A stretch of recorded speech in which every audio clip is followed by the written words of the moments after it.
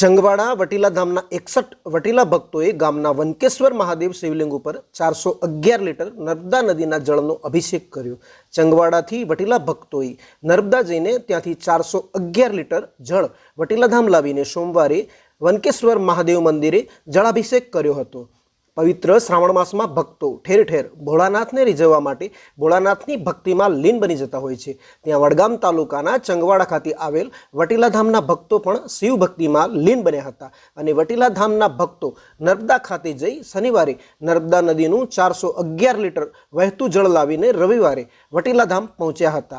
ज्यां रविवारे रात्रे जागरण करी वटीला भक्तोए शिवधून बोलावी सोमवारे वहेली परोडे ढोल अने शरणाई साथे वटीला धामथी कावड़ स्वरूपे 61 थी वधु भक्तों घड़ा में नर्मदानु जल लईने शास्त्रोक्त विधि विधान थी कावड़ियोना परिधान में गळा में रुद्राक्षनी माळा धारण करीने गाम में आवेल अति प्राचीन वनकेश्वर महादेव मंदिरे पहोंच्या हता।